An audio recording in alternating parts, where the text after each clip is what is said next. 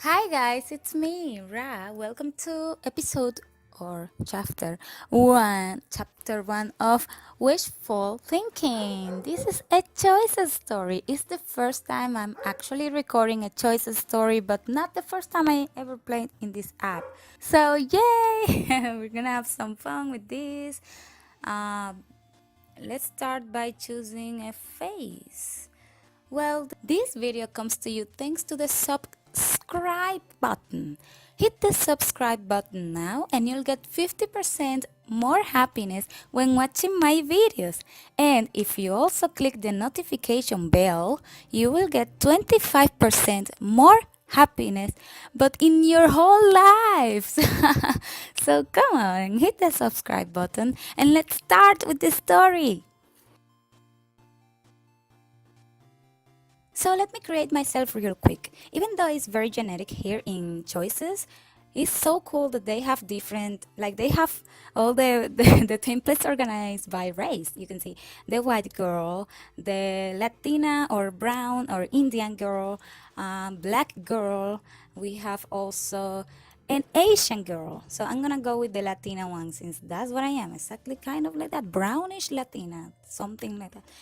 And also, because I am weird and not normal at all, I use blonde hair because that's precisely how I am right now.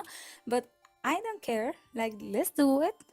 I think it looks so cool when you have brown hair and they got brown skin and blonde hair. I think it's cool.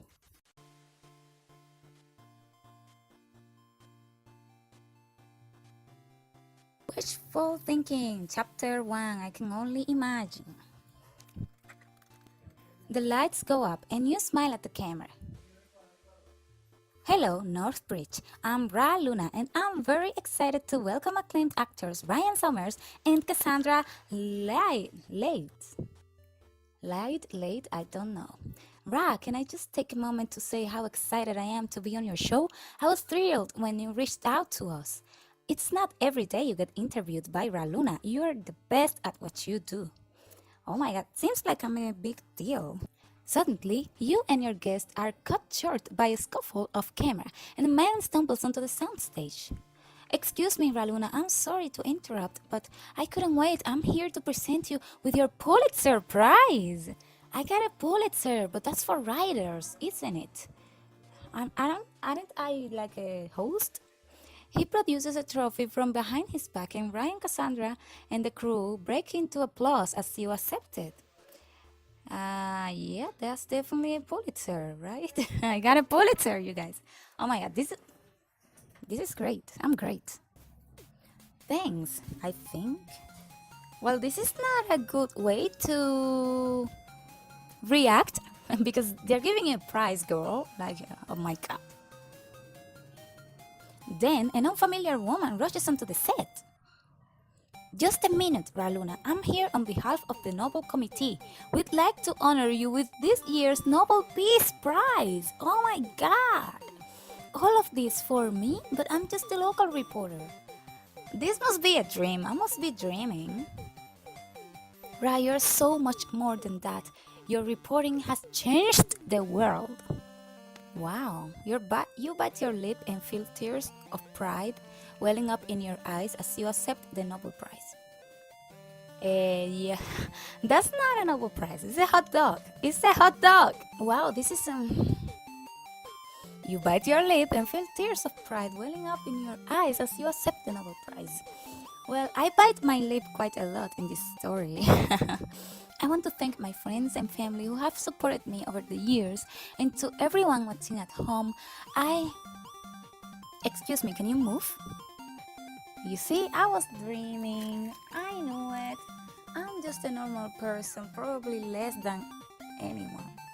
You snap out of your daydream to see Ellen, Northbridge News head reporter, standing in front of you with her hands on her hips. We're live in 5 minutes. Get off the set. Oh my god, she has such a bad attitude. Girl, what am I gonna do with this girl? Well, sorry, I'll go. Less talking, more moving out of my way. Oh my gosh, she's fierce. Okay, Ellen, can you please stop bullying the staff and get in place? You turn around and see Aubrey, the studio manager, glancing down at a clipboard. A manager? We're filming in 5. I know, Aubrey, that's why I was trying to get her to move. Well, the set is behind us, so I think you are the one who needs to move you. She brushes past you, fuming. You give Aubrey a weak smile. So this is gonna be... I guess this is gonna be my love interest. That's why I took a screenshot. So, I'm sorry to interfere. You're fine. Between you and me, I think Ellen just like picking fights. Don't let her get to you. Now, if you'll excuse me, I need to help get this broadcast ready. Have a good one. Yeah, you too. Thank you, I guess. You sheepishly wander back to the writer's desk. Your friends June, our fellow writer, and Tony, a cameraman, are waiting for you. Oh my gosh, you just talked to Aubrey Watson. Oh, well, kind of. He was getting Ellen ready for the broadcast. Half this office has a crush on him, and he just paid attention to you for like a full 5 seconds. Well, we barely even talked. It's not that big of a deal. Yes, it is. I've worked here for 3 years, and he's never talked to me, let alone stood up for me in front of Ellen Thompson. If I were you, I'd be freaking out right now. Don't you think he's dreamy? Oh my god, yes, he is very cute though. I think he's cute, yeah. And I've heard he's really nice too. Like hot and good person, isn't that illegal? He just radiates coolness. You know, I heard he backpacks through Europe once a year and he cooks. I've seen him reading for pleasure in the park outside of the studio. Wait, is she saying he was reading for pleasure, or the book he was reading is called like that? I don't know, this is confusing. You should try to talk to him again. What? Right now? He's busy working. And I'd probably just end up pulling my food in my mouth and looking like an idiot. So what am I? I'm a writer in this show. Okay. Well, it's your life, but just remember, you miss 100% of the eggs you don't crack. That's not... Okay, you know what? Never mind. I have bigger things to think about today. I'm asking Alec for a promotion to reporter. What? I'm so happy for you. You've been talking about this for years. Exactly. Why put it off any longer? This is me taking initiative. Hey, that's a big step towards your dream. How are you feeling? Honestly, I feel super confident. I'm a confident person. I've been picturing this day for almost my whole life. From now on, things are going to start coming up, Ra. That's the spirit. Grab life by the horns. Well, good luck. As your friend, know that my tissue box will be available to you afterwards. What do I need tissues for? What are you saying? For the tears. When Alec treads into your lack of experience and you leave crying. Oh, come on, this is not a good friend. Why are you like this? Don't listen to Tony, Ra. I'm sure you'll do great. Hey, I'm trying to keep things in perspective here. It's nothing against you, but the fact remains that Alec is a jerkwat. Whatever happens, we're here for you, and if all else fails, there's always ice cream. You sighed, then smooth the front of your clothes, square your shoulders, and make for the elevator. Okay, let's see how we do in this interview thingy, whatever.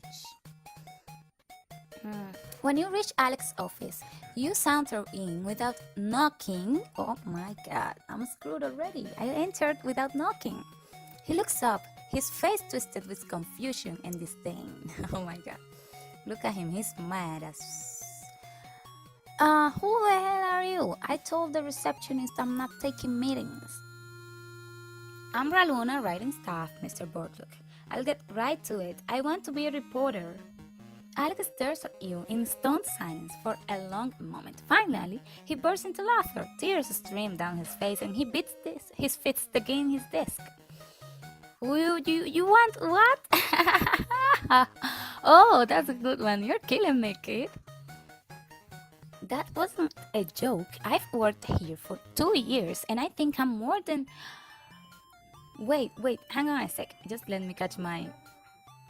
Ha ha ha ha. I cannot even laugh right now because I'm feeling upset. This man is a jerk. He clutches his sides, wheezing. You cross your arms. I'm serious. I'm here to ask for a promotion. He wipes the tears from his eyes and leans back in his chair. Okay, wow, I haven't laughed that hard since my ex-wife tried to sue me over custody for our dog. So what makes you think you're cut out to be a reporter for Northbridge News? Because I'm passionate about my job, and being a reporter has been my dream for almost my whole life.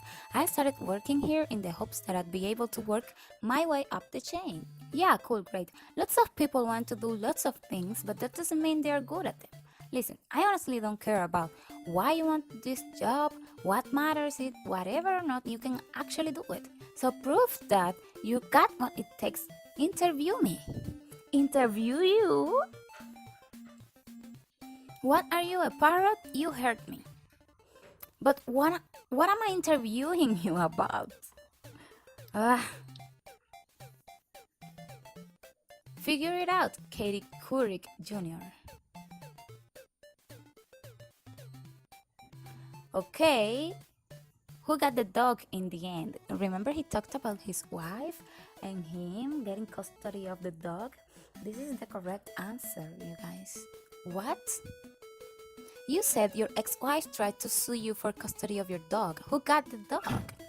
Oh, no one. He broke out of the backyard and joined the pack of feral dogs before we could reach a settlement.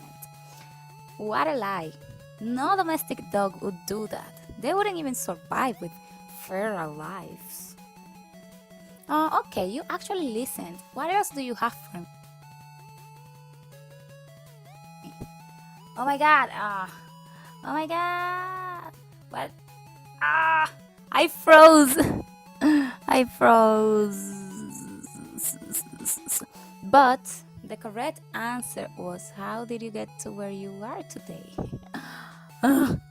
Are you just going to stand there and stare at me like a limp fish? What are you even doing here? Look. Kid, points for enthusiasm, but I'm going to be honest here. You don't have what it takes to be a reporter. You can barely make eye contact. Real reporters know how to get inside someone's head. But I could learn if you just train me. I don't have time to play mentor. I have business to run, and there are plenty of reporters out there who are actually qualified. I guess you're right. You feel a lump form in your throat, and you cast your eyes down. You reach out for one of the chairs in front of Alex's desk, and a small electric shock pings you. I thought I was going blind because I was seeing this electric shock effect. They put it there. I was like, oh my god, I'm looking at something weird. My vision has changed. Oh my god. Why do they do this? Choices, thank you. Alex says something, but it sounds different. Never make it here. What? What did you just say? You heard me. Why are you still standing here? This interview is over. He gives a dismissive wave of his hand, and you turn on your heel and rush out the door. Well, you rush down the hall, tears forming in your eyes. You barely register someone coming around the corner until you bump right into them. Whoa, there. Oh, that's the cute guy from the office. Right, I remember I'm still at work. Oh god, I'm so sorry. I wasn't watching where I was going at all. No harm, no foul. But are you okay? You seem upset. You bite your lip. Oh my god, my character bite her lips so much. What's wrong with her? Casting your gaze down. I asked Alec for a promotion and it didn't go well. I think I just made myself look like an idiot in front of the most powerful man in the company. if that's the most powerful man in the company, I'm so screwed. He's total jerk. I'm sorry to hear that. If it's any consolation, he's pretty tough on everyone, so don't take it personally. So we keep running into each other today, but I don't think we've ever been formally introduced. I'm over it. Dude, everybody knows who you are. You don't have to tell me. I'm Ra. I'm on the writing staff, so I guess we haven't had much chance to cross paths. Wait, don't tell me you're the writer behind all the funny blurbs we had.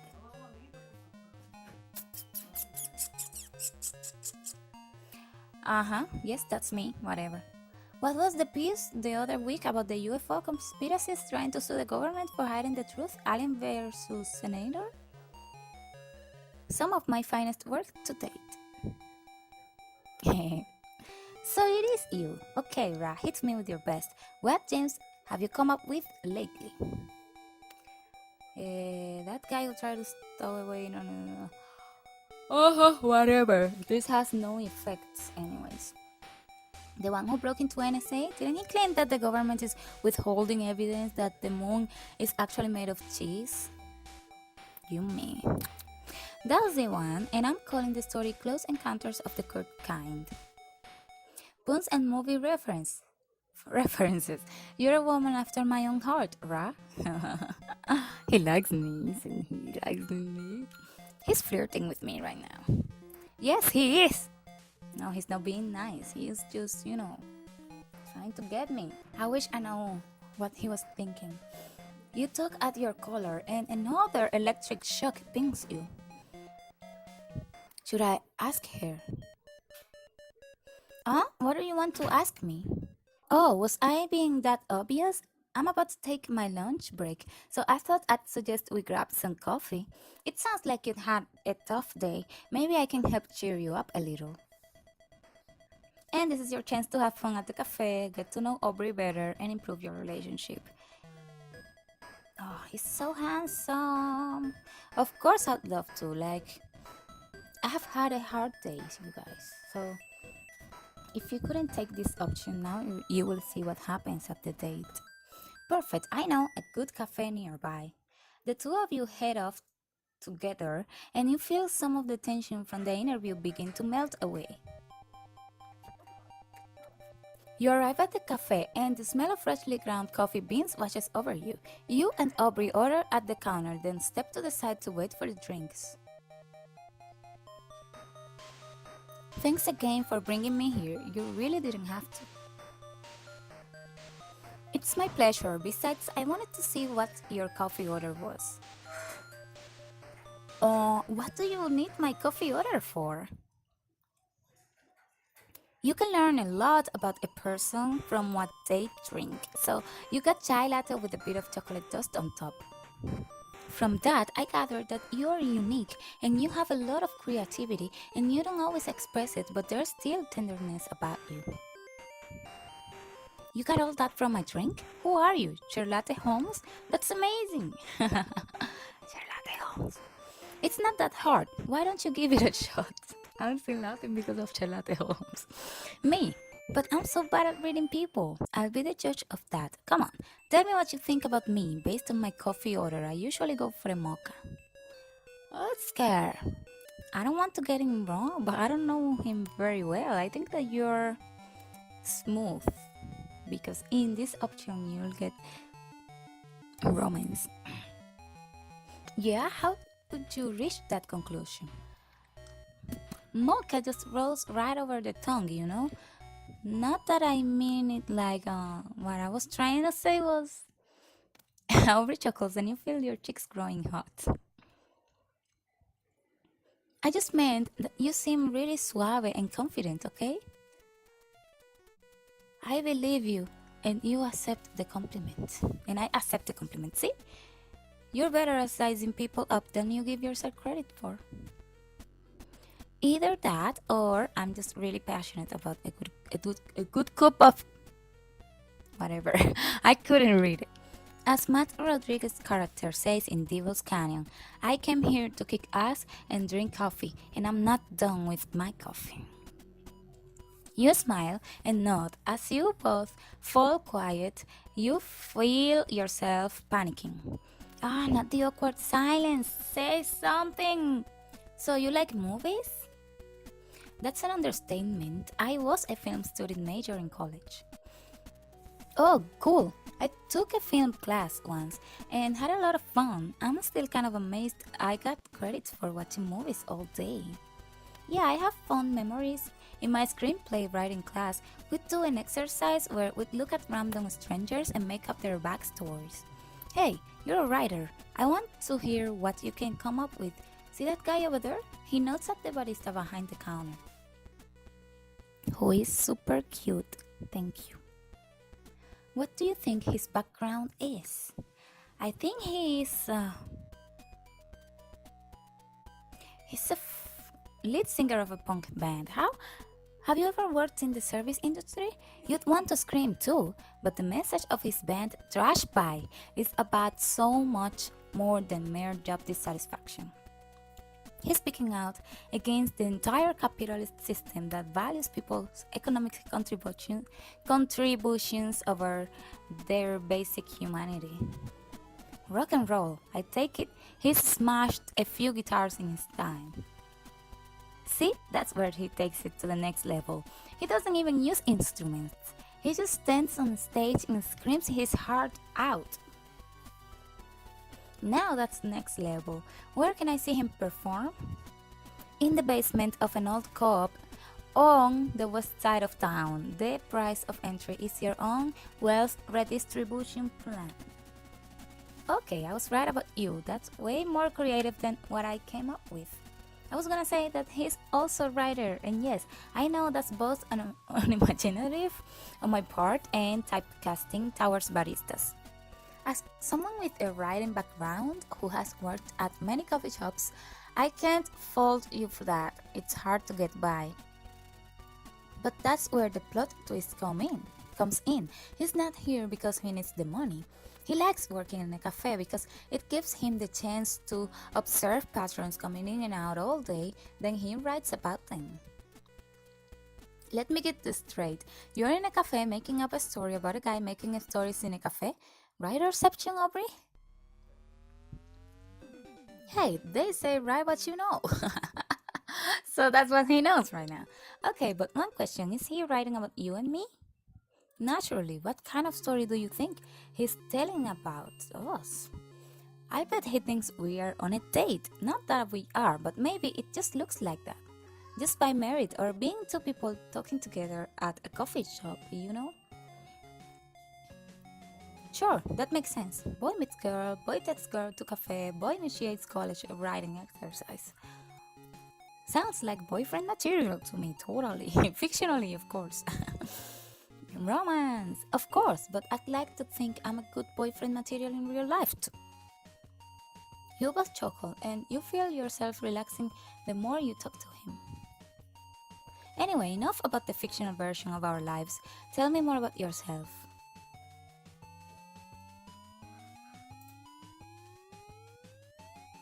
Me? What's to tell? I grew up in Northbridge, studied journalism for a while, and worked a few odd jobs before winding up here. I really want to be a reporter. And after that interview, I'm not sure if I had what it takes. Getting comfortable with things takes practice. You should have seen me when I started my film classes as a freshman. I spent a whole day shooting a scene, only to discover I'd had the cap on the lens the whole time. Oh my god! So all that work went down the drain?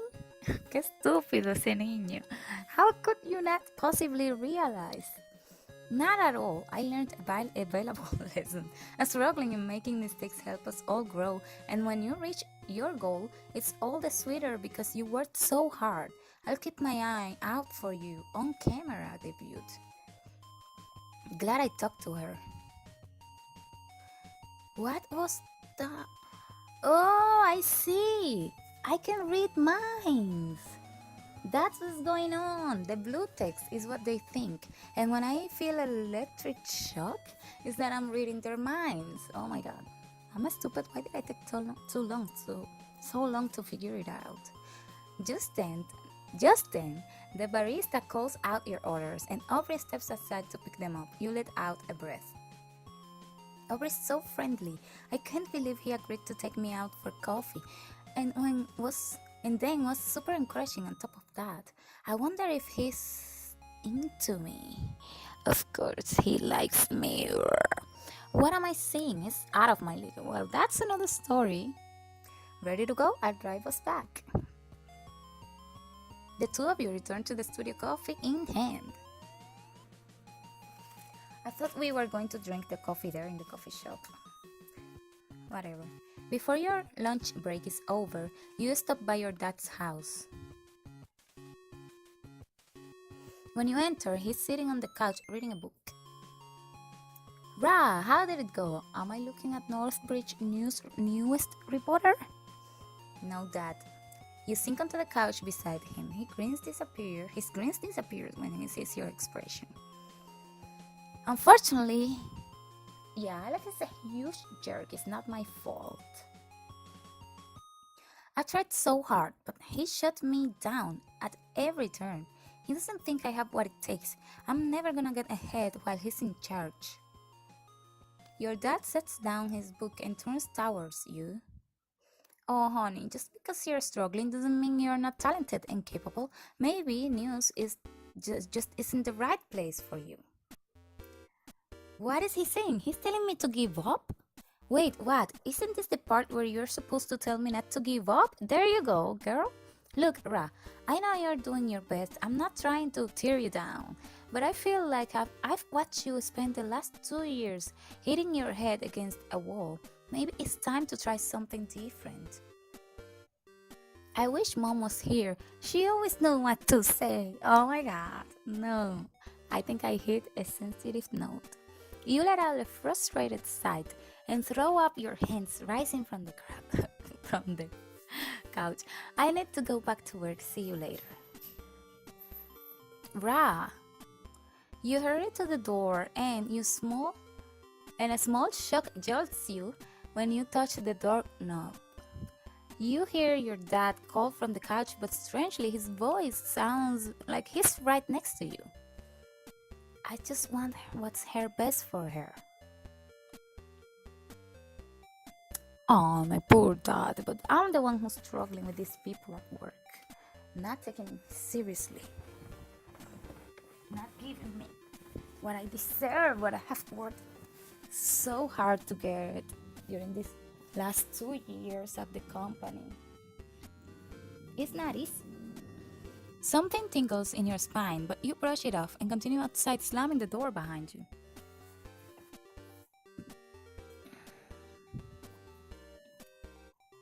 You're rushing down the steps of your dad's porch when someone calls your name. Hey, Ra!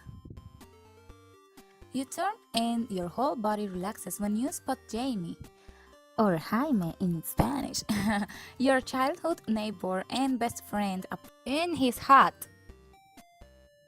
Because why not? I guess this is gonna be the second contender for my love. Jamie! Just the guy I wanted to see. Yeah, you're in luck because I was hoping to run into you too. He smiles, falters as he spots the tears welling up in your eyes. Jamie, I'm having an awful day. I got totally shut down for my promotion, and Dad basically just said I should give up. I'm never gonna be a reporter. You throw your hands up and plunk down on the bottom step of the porch. Jamie sits beside you and rubs your back encouragingly. Brad, don't be so hard on yourself. Listen, I've known you since we were kids, and I've seen a side of you that's smart, funny, kind, and creative. I know that someday the rest of the world is gonna see you like I do. You'll get there. He smiles at you, his warm eyes shining, and you can't help but smile back. Thanks, Jamie. I don't know how I would have made this. Thanks, Jamie. I don't know how I would have made it this far without a friend like you. Hard same. You know you're basically my family. Paula may have been my legal guardian, but I grew up at your dinner table. I guess that explains why, despite inheriting her house, you still spend so much time at my dad's place. Busted. I'm just trying to soak up that sweet, that energy.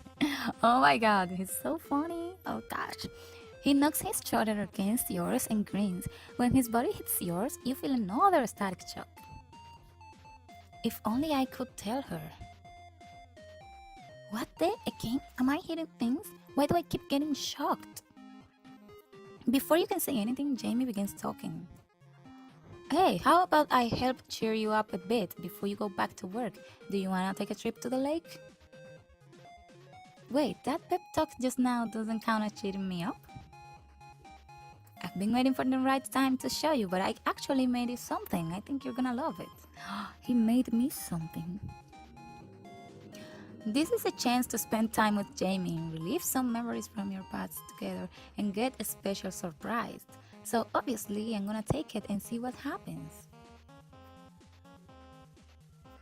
I have to see this mysterious thing you made me. Of course. Oh, so my wonderful company isn't enough on its own? I see how it is. The two of you laugh and make your way through the neighborhood to where the woods leads to the lake. Once you make it through the woods, Jamie covers your eyes with his hands, guiding you forward. Is this really necessary? The last thing I need is to twist my ankle by trapping on a tree root. Don't worry, I'll make sure that you only trip in a comical and non-harmful way. Oh god, he's so funny. You try to elbow him, but he laughs and dodges, keeping his hands over your eyes. Okay, we're here, so remember the dogs we used to play when we were kids? Remember, Jamie, we spent like every summer hanging out there until they got torn up. Safety hazard, my foot. Yeah, well, it was probably for the best. They were super old and wood rotted. But wouldn't it be great if someone decided to rebuild them? Wait, Jamie, don't tell me he rebuilt them. He uncovers your eyes and you let out a gasp. Where is it? Oh, they are like new. Jamie, you actually... I can't believe this. Wow, you rush onto the dock and jump in a circle. You fit thudding satisfyingly against the wood. Whoa, I just finished this. Please don't destroy my handiwork. Ooh, I'm sorry, it's just that seeing it recreated, it brings back so many good memories. Remember the time when we went skinny dipping? This option is good for romance, so if you're interested in Jamie, go ahead and take it. Jamie's cheek flush. He's blushing right now. I mostly remember that we made a very conscious effort not to look at each other the entire time. But we weren't even full on skinny dipping. We had our underwear on. It was more like svelte dipping. Okay, but I was 16. The sight of a mere bra would have caused me to spontaneously combust. Then, are you saying you didn't even sneak a peek at me? It was so long ago that I barely even remember anything, especially not that your underwear was lilac with green polka dots. Wow, I'm totally convinced. Oh my god, he's funny. I like him. You guys out at the lake, grinning from ear to ear. I'm just so glad to see this place restored to its former glory. But how were you able to build here? Well, lucky for me, the landowners are already clients of mine and convinced them to let me rebuild the docks. Did I do so by encouraging them to buy a yacht that would necessitate the docks? Maybe. But is the world a better place for it? Yes. The length you will go to in order to get what you want. You're unstoppable, Jamie. Well, as long as you love it, that's what counts. But this is incredible. There's no way this was all just for me. It was for us, for our youth and our future. He wanders to the end of the dock and spreads his arms. You follow him to the edge. Come on, Ra. How do you want to celebrate this beautiful moment of our friendship? Let's... Do I push him in? Yeah, I'm gonna push you in. Before Jamie can react, you shove him off the dock, and he lands in the water with a loud splash. Mwahahaha! Hoisted on your own petard.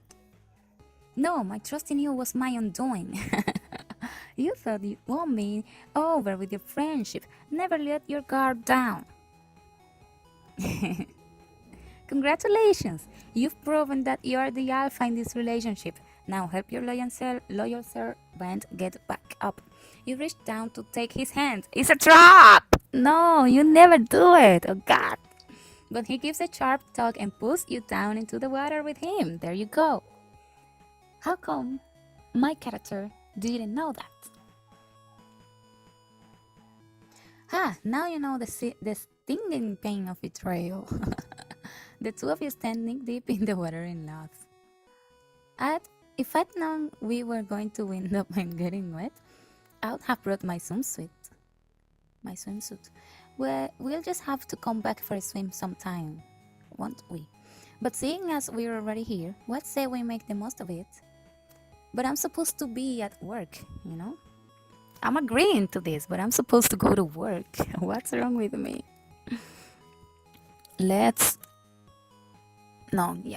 Give me a piggyback ride. My beautiful feet weren't meant to touch the scummy mold of a lake. It's true. It's so disgusting. To think that you used to be fine with playing in the dirt as a kid, and now you're a huge diva.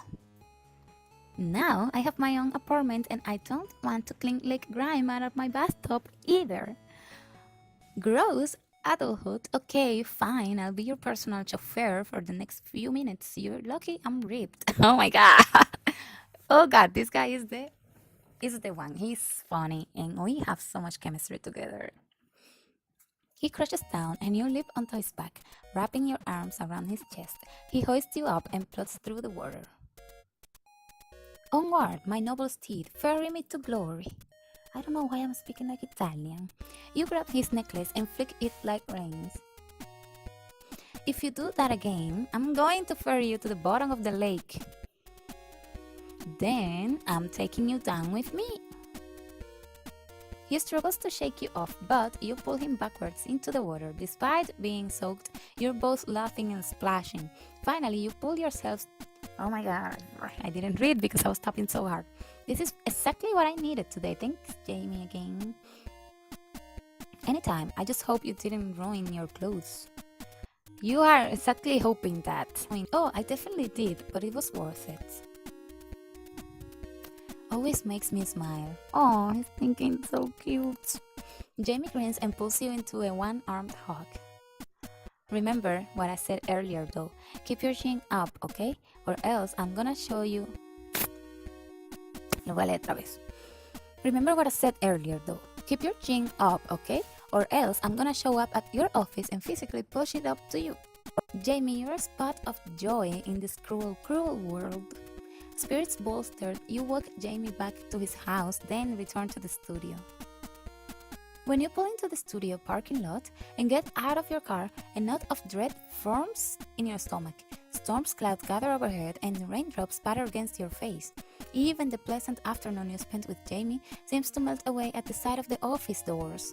I can't bear to go back in there after blowing that interview.